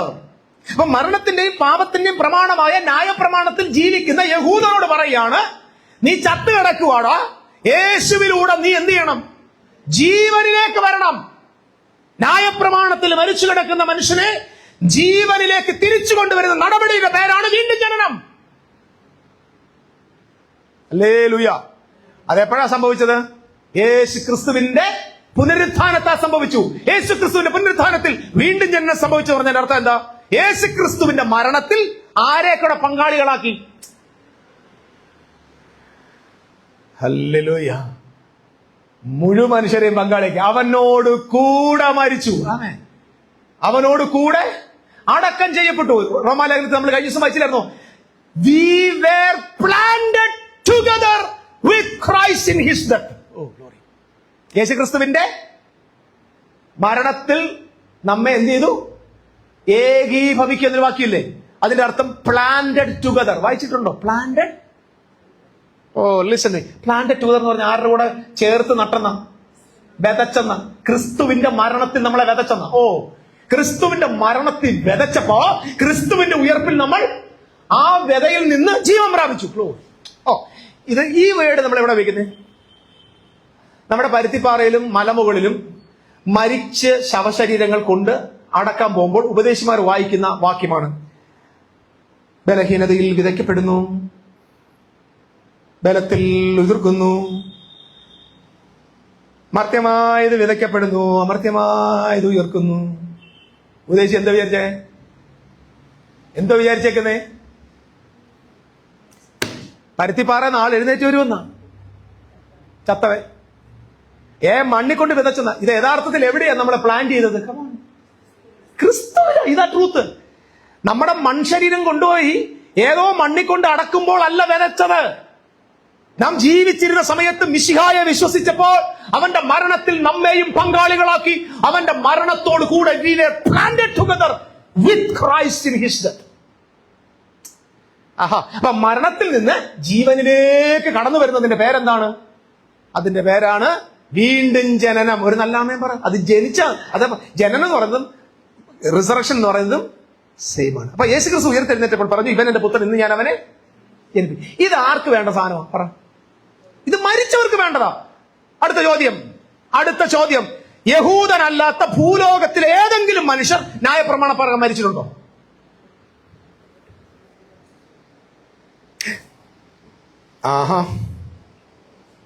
അപ്പോസ്തലനായ പൗലോസ് പറഞ്ഞൊരു വാക്കുണ്ട്, ന്യായപ്രമാണം വരുന്നത് വരെ ഞാൻ ജീവിച്ചു, സ്വത്രം വന്നപ്പോ ഞാൻ ചത്ത്. ഇതില്ലാതിരുന്ന സമയത്ത് ഞാൻ ജീവനുണ്ടായിരുന്നു, വന്നു കഴിഞ്ഞപ്പോ ഞാൻ മരിച്ചുപോയി. കാരണം പ്രമാണത്തിന്റെ ഒരു പ്രത്യേകത ഉണ്ട്, ഒന്നിൽ തെറ്റിയാൽ ഫുൾ മാർക്ക് പോകും. മാസ്റ്റർ ഡിഗ്രി ആരെങ്കിലും ചെയ്തിട്ടുണ്ടോ? MA ചെയ്തിട്ടുണ്ടോ? ഈ 4 പേപ്പർ, എനിക്ക് ഒരു വർഷം 4 പേപ്പേഴ്സ് അല്ലേ? 6 നിങ്ങൾക്ക് ഇപ്പൊ കൂട്ടിയത്, ഞങ്ങളുടെ 4 ഉള്ളത്. അപ്പം ഞാൻ ആ ഫസ്റ്റ് ഇയർ, ഞാൻ ഇപ്പോഴും പറഞ്ഞിട്ടുണ്ട്, ഈ ഫസ്റ്റ് ഇയർ എഴുതിയപ്പം ഒരു ദിവസം എനിക്ക് പരീക്ഷ എഴുതാൻ പറ്റിയില്ല. കാരണം അന്ന് തലേന്ന് യോഗ കൺവെൻഷൻ ഉറങ്ങിപ്പോയി. തിരുവനന്തപുരത്ത് കാര്യവട്ടത്ത് വെച്ചാൽ എക്സാം നടക്കുന്നത്. അപ്പം 3 എണ്ണം എനിക്ക് കിട്ടി. 4ാമത്തെ പേപ്പർ എഴുതാത്തതുകൊണ്ട് അത് എഴുതാനും പറ്റിയില്ല. സത്യം പറഞ്ഞ എന്ത് വെച്ചെന്ന് അറിയുമോ? എല്ലാം പോയി. ഈ പോയത് മാത്രം എഴുതാൻ പറ്റില്ല, എഴുതുന്നെങ്കിൽ മൊത്തം എഴുതിക്കോണം. എന്നെ നോക്കുക, ഇങ്ങനെയൊക്കെ ഉണ്ടോ? അങ്ങനെ ഉണ്ട്. ഈ ഓൺ സിറ്റിങ് 4 പേപ്പർ 4 കിട്ടിയാൽ നിനക്ക് പാസ്, 1 പോയാൽ എല്ലാം പോയി. 3 എണ്ണത്തിന് നല്ല മാർക്ക് ഉണ്ടായിരുന്നു, 1 കിട്ടിയില്ല, 1 എഴുതിയില്ല. അപ്പൊ ഇതുപോലെയാണ് ന്യായപ്രമാണം. എല്ലാ കൽപ്പനയിൽ 1 എണ്ണം പോയാൽ ഫുൾ പോയി, ചത്ത്. അപ്പൊ ഈ പ്രമാണത്തിൽ ജീവിച്ചിരിക്കുന്ന മുഴുവൻ ആളുകളെ ബൈബിൾ വിളിക്കുന്ന പേരെന്താ? Under death. അതുകൊണ്ട് പൗലോസ് പറഞ്ഞ മരണത്തിന് അധീനമായ ശരീരത്തിൽ തന്നെ. ഓ കമോൺ, വായിച്ചിട്ടില്ലേ റോമാലേഖനം 7-ാം അധ്യായത്തിൽ? മരണത്തിന് അധീനമായ. ഞാൻ ഈ പറഞ്ഞത് വല്ലതും ഗ്രഹിക്കാൻ പറ്റുന്നുണ്ടോ? അപ്പൊ ഞാനൊക്കെ വിചാരിച്ചതെന്നറിയാമോ? ജഡം. ഈ ജഡം എന്ന് കേൾക്കുമ്പോൾ നമ്മുടെ മനസ്സിൽ എന്താ വരുന്നത്? ഇത് ഇല്ലേ, ഈ ശരീരത്തെ ഫ്ലഷ് എന്ന് പറഞ്ഞല്ലേ, ബോഡി. ഇനി വേറെ വിഷം പറയാം. ജീവിച്ചിരിക്കുമ്പോ സാറ്, യജമാനൻ, പ്രിയപ്പെട്ടവൻ എന്നൊക്കെ പറയും. ചത്ത് കഴിയാൻ പറയും, എപ്പോഴാടെ ജഡം എടുക്കുന്നത്? നിങ്ങളൊന്ന് ആലോചിച്ച് നോക്കണം. ജീവിച്ചിരിക്കുമ്പോൾ മാത്രമേ നമ്മളെ മാന്യമായിട്ട് വിളിക്കത്തുള്ളൂ. അത് കഴിയുമ്പോൾ നമ്മൾ വിളിക്കുന്ന പേരെന്ത്? മര്യാദക്ക് ഇംഗ്ലീഷിലാണോ വിളിക്കുന്നത്? ജഡം എടുക്കുന്നത് എപ്പോഴാണ് ചോദിക്കും. അത് കഴിഞ്ഞ് പോട്ടെ, ജഡം എടുക്കും ഒരു മാന്യമൊക്കെ. എപ്പോഴാണ് ശവം എടുക്കുന്നത്? അല്ല, നമ്മുടെ ചേട്ടായി എടുക്കുന്ന എപ്പോഴാന്ന് ചോദിക്കത്തില്ല. അപ്പൊ ജീവൻ ഉണ്ടെങ്കിൽ മാത്രമേ നമുക്ക് എന്തുള്ളു. അതുകൊണ്ടല്ലേ ഈ സർവ്വലോകം നേടിയിട്ടും വായിച്ചിട്ടില്ല വാക്യം? അതിനെ കുറിച്ച് എന്താ നിങ്ങൾ വിചാരിച്ചേക്കുന്നത്? നമ്മൾ കവലെന്ന് പ്രസംഗിച്ചിട്ടില്ലേ? ഒരു മനുഷ്യൻ സർവ്വലോകം നേടിയാലും അവന്റെ ആത്മാവിനെ നഷ്ടപ്പെടുത്തിയാൽ അവൻ എന്ത്? അതിനർത്ഥം എന്താ? സിമ്പിൾ അർത്ഥം എന്താ? ഒരു മനുഷ്യൻ സർവ്വലോകം നേടിയും നരകത്തിൽ പോയാൽ എന്താന്നാ നമ്മൾ വിചാരിച്ചിരുന്നല്ലേ? അല്ല, സിമ്പിൾ ഇത്ര പറയാൻ. ഒരുത്തൻ സർവ്വലോകം നേടിയാലും ചത്തുപോയാൽ എന്ത്? അത്രേ ഉള്ളൂ. അത് സ്വർഗവും നരകത്തിന്റെ കഥയല്ല. എടാ, നീ ചത്തുപോയാൽ എന്ത്? നീ ജീവിച്ചിരിക്കുന്ന കാലത്തെ ഉള്ളു വിലയെന്നാ പറഞ്ഞു തരുന്നത്. അപ്പൊ ഞാൻ പോട്ടെ, ഈ ശരീരം എന്തുവാ? എല്ലാരും പഴിക്കുന്ന ഏതാ? നമുക്ക് കോപം വരുമ്പോ പറയും, ഓ എന്തൊരു പന്ന ശരീരം. വികാര വിചാരങ്ങൾക്കകത്ത് നമ്മൾ വീണു പോകുമ്പോ പറയും, ഓ ഈ ശരീരം എന്നെ അങ്ങ്. ഭാര്യ എന്തോ കലിച്ചു വന്നാൽ കൈയെടുത്തോ ഒറ്റ ഇടി കൊടുത്ത്. എന്നിട്ട് നമ്മൾ ആരെയാ പഴിക്കുന്നത്? ഓ എടി, ഞാൻ ഒരു പാപ ശരീരത്തിലാണ്. അവള് തിരിച്ചൊരെണ്ണം തരുമ്പോഴും മനസ്സിലാവും അവളും പാപ ശരീരത്തിലാണ്. അപ്പൊ നമ്മുടെ വിചാരം ഈ ബോഡി. അപ്പൊ ഞാൻ വിചാരിച്ചിട്ടുണ്ട് പൗലോസ് അപ്പോസ്തലൻ പോലും വലിയ ശ്രേഷ്ഠന, അങ്ങാര് പോലും ഈ ബോഡിക്കകത്തിരുന്നോണ്ട് പറയുന്നത് എന്തോ, ഈ മരണകരമായ ശരീരത്തെ തന്നെ ആര്? സത്യത്തിൽ ഏത് ആ മരണകരമായ ശരീരം? ഏതാ? മോശയുടെ ശരീരം, ന്യായപ്രമാണ ശരീരം. ന്യായപ്രമാണത്തിന്റെ ബോഡിക്കകത്തിരുന്നിട്ട് പറയാ, ഇതിനകത്ത് ഇരിക്കുന്നോളം ഞാൻ തെറ്റിലേക്കാ പോകുന്നത്, എനിക്ക് സ്വസ്ഥതയില്ല, മരണം എന്നെ ഗ്രസിച്ചുകൊണ്ടിരിക്കുകയാണ്, ഈ മരണകരമായ ശരീരത്തിൽ നിന്ന് എന്നെ ആർ വിടുവിക്കും? അർത്ഥം എന്താണ്? ഈ ബോഡിയിൽ നിന്ന് എനിക്ക് എന്ത് വേണം? ഒരു ഉയർപ്പ് വേണം. എനിക്കിവിടെ ഒരു മാറ്റം വേണം. ഈ ശരീരത്തിന് മാറ്റം സംഭവിച്ചേ പറ്റത്തുള്ളൂ. ഈ ശരീരത്തിൽ നിന്ന് രക്ഷിപ്പാൻ അത്യുന്നതനായ ദൈവം തന്റെ പുത്രനെ സ്വർഗത്തിൽ നയിക്കാൻ പോവാ. ആ രക്ഷിതാവിനെ ഞങ്ങൾ കാത്തിരിക്കുന്നു. എവിടെ നിന്ന് രക്ഷിക്കാൻ? Come on people of God. Mortal ബോഡിയിൽ നിന്ന് ഇമ്മോർട്ടൽ ബോഡിയിലേക്ക്. ഹല്ലേലൂയ. മർത്യ ശരീരത്തിൽ നിന്നും അമർത്യ ശരീരത്തിലേക്ക്, ന്യായപ്രമാണത്തിൽ നിന്ന് ദൈവത്തിന്റെ കൃപയുടെ പ്രമാണത്തിലേക്ക് എന്നെ നയിപ്പാൻ, എന്നെ കൊണ്ടെത്തിക്കാൻ, എന്നെ രൂപാന്തരത്തിലേക്ക് നടത്താൻ എന്റെ രക്ഷിതാവ് വരുമെന്ന് കാത്തിരിക്കുന്നു. It happened in AD 70. അതാണ് കർത്താവിന്റെ പരോസിയ. രാമൻ പറയോ? Price the Lord. മറ്റൊരു വാക്യം വായിച്ചിട്ടുണ്ടോ? ഞാനൊരു മർമ്മം നിങ്ങളോട് പറയാം. 1 കൊരിന്ത്യർ ലേഖനം 15-ാം അധ്യായത്തിന്റെ 50-ാം വാക്യം എന്തോ എഴുതിയിരിക്കുന്നത്? ഞാൻ നിങ്ങളോട് ഒരു മർമ്മം പറയാം, നാം എല്ലാവരും നിദ്ര കൊള്ളുകയില്ല. പെട്ടെന്ന് അന്ത്യകാഹളം. അവർക്ക് പറ, എന്താ കാഹളം? അന്ത്യകാഹളം ധനിക്കുമ്പോൾ 51. അതങ്ങനെ തന്നെ ഉണ്ടോ നോക്കാനാണ്. Glory to God. എന്തോ പറയാൻ പോകുന്നത്? മർമ്മം വാക്കിന്റെ അർത്ഥം എന്താ? നേരെ ചൊവ്വേ പറയത്തില്ല. നമ്മുടെ നാട്ടുഭാഷ പറഞ്ഞ മര്യാദയ്ക്ക് പറയാതെ എല്ലാം മറച്ചു വെച്ച് പറയുന്നതിന്റെ പേരാ മർമ്മം. അതുകൊണ്ടാണ് നമ്മളെല്ലാവരും ഇപ്പൊ ഒന്നും മനസ്സിലാകാതിരിക്കുന്നത്. ചിലര് എന്നോട് ചോദിക്കാറുണ്ട്, നമ്മളിപ്പം ഉൽപ്പത്തി പുസ്തകം പഠിപ്പിക്കുമ്പോൾ നമ്മുടെ സ്കൂളിലെ സഹോദരങ്ങൾ ചോദിക്കാറുണ്ട്, എന്റെ പൊന്നു പാസ ഇതൊക്കെ നേരെ ജോലി അങ്ങ് എഴുതിയായിരുന്നെങ്കിൽ നമുക്ക് ഈ കഷ്ടപ്പാടിന്റെ ആവശ്യമില്ല. ഈ ദൈവം തമ്പുരാന്റെ ഒരു സ്വഭാവമുണ്ട്, കാര്യം നേരെ ജോലി പറയത്തില്ല, മനസ്സുള്ളവൻ പഠിച്ചാൽ മതി. സ്തോത്രം. അതുകൊണ്ടാണ് യേശു വരുന്നു എന്ന് പറഞ്ഞ് ഇങ്ങനെ ഓടി നടക്കുന്നതിന്റെ കാരണം എന്താ? അന്നേ കർത്താവ് പറഞ്ഞവരടാ, ഞാൻ ദേവാലയം പൊളിയുന്ന കൂട്ടത്തിലാണ് ഞാൻ വരുന്നെന്ന് പറഞ്ഞു. ഒറ്റ വാക്ക് പറഞ്ഞ് പ്രശ്നം തീർന്നില്ലേ? ഈ ചാത്തനും മാമനൊക്കെ എന്നാ പ്രസംഗിച്ചെന്നെ പിന്നെ? സ്തോത്രം. വായിച്ചേ കണ്ടുവയ്ക്കുന്നത് സംഭവിക്കുന്നു നോക്കിയാ. ആരാ? നാം എല്ലാവരും നിദ്ര ചത്തു പോകത്തില്ലെന്നാ നമ്മുടെ ഭാഷ. നമ്മളെല്ലാരും മരിച്ചു പോകത്തില്ല. അടുത്തത് നാദത്തിങ്കൽ പെട്ടെന്ന് കണ്ണിമയ്ക്കുന്നതിനിടയിൽ. കണ്ണിമയ്ക്കുന്നതിടയിൽ എന്ന് പറഞ്ഞാൽ എന്താ? ഒരു കണ്ണിമ ഇങ്ങനെ, അതിനിടയിൽ നാം എന്ത് ചെയ്യുന്ന? മതി. എന്തുവാ നിങ്ങൾ ഇതിനെ പഠിച്ചു വെച്ചേക്കുന്നത്? ഹല്ലേലൂയ. എങ്ങനെ നമ്മൾ പഠിച്ചു വെച്ചാൽ ഞാൻ പറയാം പഠിച്ചെന്താ. കർത്താവിന്റെ കാഹളം ഇങ്ങനെ ഇനി അതിങ്ങനാണോന്ന് എന്നോട് ചോദിച്ചേക്കരുത്. ഇപ്പം വേറെ രസകരമായ കാര്യമുണ്ട്. ഇപ്പൊ നമ്മുടെ സഭകൾക്കകത്ത് കാഹളം ഊതാൻ പണ്ടേ തുടങ്ങിയതാ. ഇതുണ്ടല്ലോ ഷോഫ. ഗൾഫിൽ ഇവിടെ പോവും, ഈ വിശുദ്ധ നാട്ടിലൊക്കെ പോയിട്ട് വന്നിട്ട് ആ കൊമ്പെടുത്തോണ്ട് ഇവിടെ എന്നോട് പിണങ്ങരുത്. ഞാൻ നമ്മുടെ ഇവിടെ ഊതിയിട്ടുണ്ട്. നമ്മുടെ അവിടെ വന്ന് ഒരു പാസ് ഊതിയതാ, ബെറാക്കായി വന്ന് ഊതിയിട്ടുണ്ട്. ഞാൻ സത്യം പറഞ്ഞ ഞാൻ അന്തരം ഉണ്ട്. അത് കേൾക്കുമ്പോൾ ഞാൻ ഈ അന്ത്യകാഹളം കേൾക്കുന്ന ഒരു ബല, അങ്ങ് ചാടി ആലറി കൂയി. സത്യം പറഞ്ഞ് ഇപ്പഴാ മനസ്സിലായി എന്തൊരു മന്ദബുദ്ധിയായിരുന്നു ഇതൊക്കെ. ഒരു കാളക്കൊമ്പിട്ടിട്ട് ഊതുമ്പോ ഞാൻ കിടന്ന് പെരുക്കുക. എന്തെങ്കിലും കഥയുണ്ടോ? ആലോചിച്ച് നോക്ക്, എന്തെല്ലാം വിഡ്ഢിത്തരങ്ങൾ കേട്ട് നിങ്ങളെ പമ്പരത്തിലാക്കിയിട്ടുണ്ട് ആള്. ഇതിങ്ങനെ അപ്പൊ എനിക്ക് മനസ്സിലാകുന്ന ശബ്ദം കേൾക്കുമ്പോൾ ഒരുപാട് ആത്മാവ്. ചില പെണ്ണുങ്ങളാണെങ്കിൽ തച്ചിരിക്കുക, തൊഴിലുറപ്പിന് പോകുന്നവർ ഇവിടെ കൈയടിക്കാൻ വന്നേക്ക് സംഭവം എന്താ അറിയുമ്പോ കാഹളം ധ്വനിക്കും. അപ്പൊ നമ്മുടെ വിചാരം മേളിൽ നിന്ന് പെട്ടെന്ന് ഒരു കാഹളം ഇങ്ങോട്ട് ധ്വനിക്കുമ്പോ നമ്മളെല്ലാരും പെട്ടെന്ന് എന്തായാലും മാറും, രൂപാന്തരപ്പെടും. എന്ന് പറഞ്ഞാൽ ഇപ്പൊ കാഹളം ധ്വനിച്ചാൽ പ്രിയമുള്ളവരെ ഉടുതുണി വാരാൻ അവര് വരും. അതാണ് ഞാൻ കാരണം രൂപാന്തരപ്പെട്ട് കഴിഞ്ഞ പിന്നെ നമുക്ക് എന്ത് വേണ്ട, ശരീരം വേണ്ട. ജീൻസും പാന്റും എല്ലാം ഇവിടെ കളഞ്ഞിട്ട് ഉദ്ദേശിച്ച് നോക്കുമ്പോൾ ഉദ്ദേശിച്ചില്ല, ഇവിടെ ഒരു ജീൻസും കിടപ്പുണ്ട്, ഒരു പാന്റ് അട്ടും കിടപ്പുണ്ട്.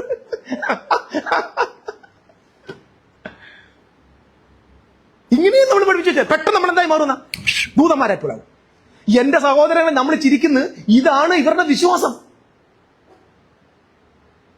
ഈ ആനമണ്ടത്തിനും വിശ്വസിച്ചോണ്ടിരിക്കുക. പെട്ടെന്ന് എഴുതി വെച്ചേക്കുന്ന വാക്ക് രൂപാന്തരപ്പെടുന്നല്ലേ. രൂപാന്തരം എന്ന വാക്കിലൂടെ ഇവിടെ ഗ്രീക്ക് പണ്ഡിതന്മാരൊക്കെ ഉണ്ടല്ലോ, ഈ ബൈബിൾ കോളേജിലെ അധ്യാപകന്മാര്. ഈ മരമണ്ടൂസുകൾ കാണാം, ഇത് മെറ്റമോർഫോ ആണോ എഴുതിയേക്കുന്നത്? ഈ മെറ്റമോർഫോ എന്ന് പറഞ്ഞാൽ ഒന്ന് ചേഞ്ചിങ് സബ്സ്റ്റൻസ് അല്ലേ. ഇവിടെ എഴുതി വെച്ചിരിക്കുന്ന അലാസോ. അലാസോ എന്ന വാക്കിന്റെ അർത്ഥം exchange from one thing to another. അതാണ് ഞാൻ പറഞ്ഞത്, exchange from one thing to another. അതായത് ഒന്നിൽ നിന്നും മറ്റൊന്നിലേക്ക് എക്സ്ചേഞ്ച് ചെയ്യുക. നമ്മളിങ്ങനെ ബിന്ന് പറഞ്ഞ് മാറുകയല്ല, മറിച്ചെന്താ, നിലവിൽ നിന്നിരുന്ന ന്യായപ്രമാണം എന്ന മണ്ഡലത്തിൽ നിന്ന് കണ്ണിമിക്കുന്നതിനിടയിൽ നമ്മൾ എങ്ങോട്ട് മാറും?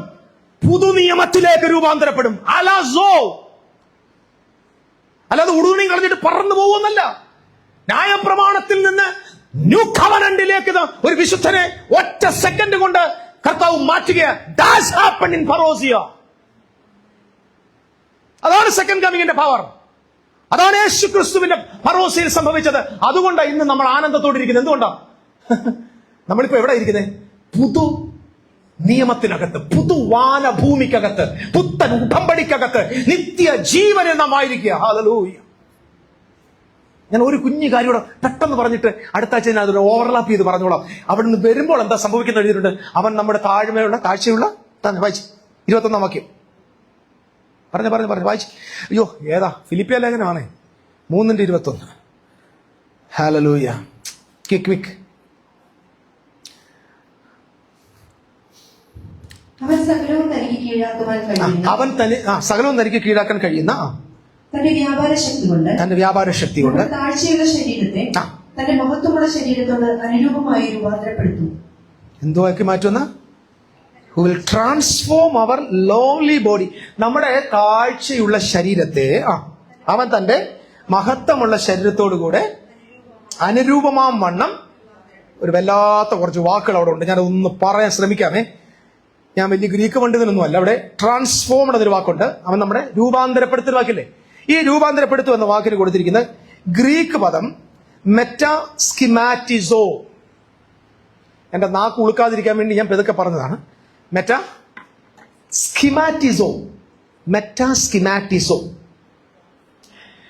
അതായത് നമുക്കല്ല ഈ എന്തൊരു ശരീരമാ? മഴ നനഞ്ഞ പനി പിടിക്കുന്ന ശരീരം. സഭാ ഹോളി വന്ന് പ്രസംഗം കേൾക്കുമ്പോൾ ഉറങ്ങാൻ തൂങ്ങുന്ന ശരീരം. ആമേ അല്ലേ? പ്രസംഗിക്കുന്ന ഉപദേശിയെ അങ്ങോട്ട് മാടി വിളിക്കുന്ന വാസ്ത്ര എന്ന് പറഞ്ഞ് ഇടയ്ക്കിടയ്ക്ക് വിളിക്കുന്ന ശരീരം.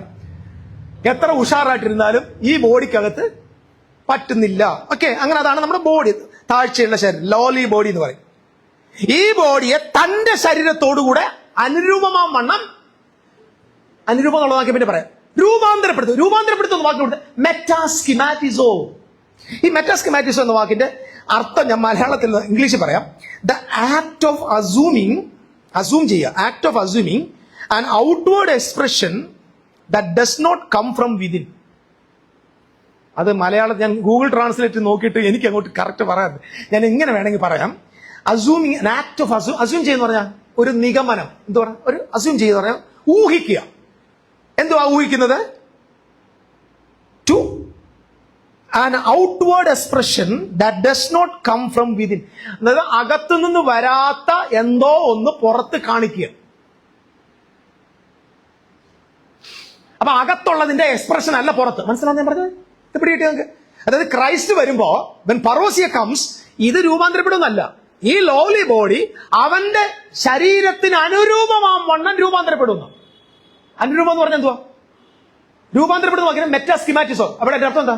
ഇവിടെ കൊടുത്തിരിക്കുന്നത് മെറ്റാസ്കിമാറ്റിസ് എന്ന വാക്കിന്റെ അർത്ഥം an act of assuming an outward expression that doesn't come from within. അകത്തു നിന്ന് വരാത്ത എന്തോ ഒന്ന് പുറത്ത് കാണിച്ചു നടക്കുക എന്ന് പറഞ്ഞാൽ ഇങ്ങനെ മാറ്റം വന്ന എവിടാ? അകത്താ.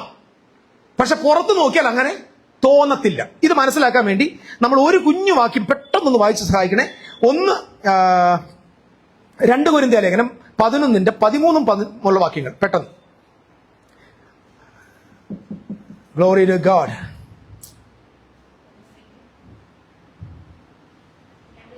2 കൊരിന്ത്യർ ലേഖനം 11:13 വാക്യം, 11 വാക്യം. ഇങ്ങനെയുള്ളവർ കള്ള അപ്പോസ്തലന്മാർ, കപടവേലക്കാർ, ക്രിസ്തുവിന്റെ അപ്പോസ്തലന്മാരുടെ വേഷം ധരിക്കുന്നവരും. അതായത് ക്രിസ്തുവിന്റെ അപ്പോസ്തലന്മാരുടെ വേഷം. എല്ലാവരും പറയാം വേഷം. ഇതാ നല്ല വാക്ക്. വേഷം ധരിക്കാന്ന് പറഞ്ഞ വാക്കിന്റെ അർത്ഥം എന്താ? പുറത്തു നോക്കിയാൽ അപ്പോസ്തലന്മാരുടെ വേഷം, അകത്തോ കള്ളന്മാർ. ഇതിന് പറയുന്ന പേരാണ് മെറ്റാസ്കിമാറ്റിസോ. ഓ, അപ്പൊ പർവോസ്യ വന്നപ്പോ ചെലവിക്കില്ലേ, ഈ കഴിഞ്ഞ ദിവസം എന്നോട് ചോദിച്ചു, കർത്താവ് വന്നെങ്കിൽ പിന്നെ നീ എന്തിനാണ് ഇവിടെ നിന്ന് നോക്കണം? ഞാൻ പറഞ്ഞു, കർത്താവ് 770 വന്നേ, ഞാൻ 70 ജനിച്ചേ, പിന്നെ ഞാൻ ഇവിടെ പിന്നെ എവിടെ പോകണം? പിടികിട്ടിയ ഇവരുടെ വിചാരം എന്തുവാ? കർത്താവ് വന്നു കഴിഞ്ഞപ്പോൾ നമ്മളെല്ലാം പറന്നു പോകും, ഇവിടെ അടിനാശം വെള്ളപ്പൊക്കം ഉണ്ടാവില്ലേ? ചില ആളുകൾ വണ്ടിയുടെ പുറകെ എഴുതി വെച്ച് കണ്ടില്ലയോ, കർത്താവ് വന്നു കഴിഞ്ഞാൽ ഈ വണ്ടി ആരുടേതും അല്ല. ഞാൻ അങ്ങനെ വണ്ടി ഇനിയും കാണുവാണെങ്കിൽ ഞാൻ അവനോട് പറയും, കർത്താവ് വന്നിട്ട് പോയി വണ്ടി തന്നിട്ട് പോടാന്ന് പറയണം. അപ്പൊ അവരെന്നെ പിടിച്ച അകത്തിട്ടോളും. പ്രൈസ്തലം. അല്ല, നിങ്ങൾ ശ്രദ്ധിക്കണേ, നല്ല ഇഷ്ടം പോലെ വസ്തുക്കളൊക്കെ ഉള്ളില്ലേ, കോടിക്കണക്കിന് ആസ്തി ഏക്കറിക്കണക്കിന് വസ്തുക്കളൊക്കെ ആളുകൾ കണ്ടിട്ടില്ലേ? അവർ പറയത്തില്ലേ, കർത്താവ് വരെ വേഗം വരുന്നു. അവരോട് ഇതൊക്കെ പറയണം, എന്തുവാനും കർത്താവ് ഇപ്പൊ പെട്ടെന്ന് വരും. ഒരു 3 ഏക്കർ 2 ഏക്കർ നമുക്ക് ചെയ്താൽ പ്ലീസ്, ഞങ്ങൾ വരുന്നില്ല ഈ പോകുമ്പോളേ.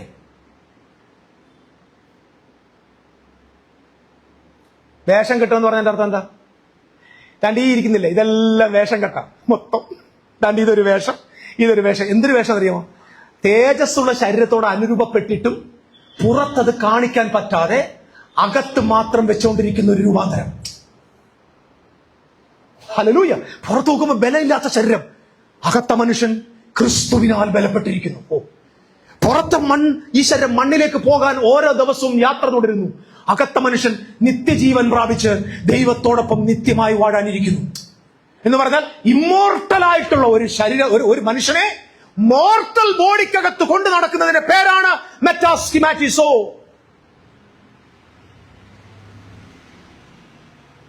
ഇതേ കൂടുതലൊന്നും പറഞ്ഞാൽ എനിക്കറിയത്തില്ല. പിടികിട്ടുന്നത് ഇതൊരു വേഷം. അതുകൊണ്ട് ഈ ബോഡിയെ നോക്കി വിധിക്കണ്ട. ഇതിനകത്തൊരാൾ ഇരിപ്പുണ്ട്. ആ മനുഷ്യൻ ദൈവത്തിന്റെ ഗ്ലോറിയസ് ശരീരത്തോടുകൂടെ ഒന്നായിട്ടിരിക്കെ. It is a co-positionally glorified. Amen. Christ is glorified. You are co-glorified with Christ. Amen. But living in a fleshly body. Amen. ഓ, എന്തൊരു മഹത്വം ആലോചിച്ച് നോക്കി. Come on. You are just walking. സാധാരണ മനുഷ്യനെ പോലെ ജീവിക്കുന്നു. പക്ഷെ ആരും അറിയുന്നില്ല, നിന്റെ അകത്തിരിക്കുന്നവൻ നിത്യനായ മനുഷ്യനാണ്. ഓ, പുറത്ത് നോക്കിയാൽ അറിയത്തില്ല, അകത്തോട്ട് നോക്കിയാൽ ക്രിസ്തു നിന്റെ ഉള്ളിൽ വാസം ചെയ്യുന്നു. മണ്ണിലേക്ക് പോകുന്ന ഒരു ശരീരത്തെ നോക്കിയിട്ട് പറഞ്ഞു, ഇതൊരു വേഷമാണ്, പക്ഷെ എന്റെ അകത്ത് എന്നേക്കും ജീവിക്കുന്ന ഒരു നിത്യത പ്രാപിച്ച മനുഷ്യനുണ്ട്, നിത്യജീവൻ പ്രാപിച്ച മനുഷ്യൻ. ദാറ്റ് ഈസ് സ്കിമാറ്റിസോ, മെറ്റാസ്കിമാറ്റിസ്. അവന്റെ തേജസ്സുള്ള ശരീരത്തോടുകൂടെ എന്തായി മാറുമെന്ന നാം രൂപാന്തരപ്പെടും. ഈ രൂപാന്തരപ്പെടുക എന്ന് കൊടുത്തിരിക്കുന്ന പദം എന്ന് പറയുന്നത് സംമോർഫോൺ എന്ന് നോക്കാം. അല്ലെങ്കിൽ സൂം മോർഫോൺ എന്ന് പറയും.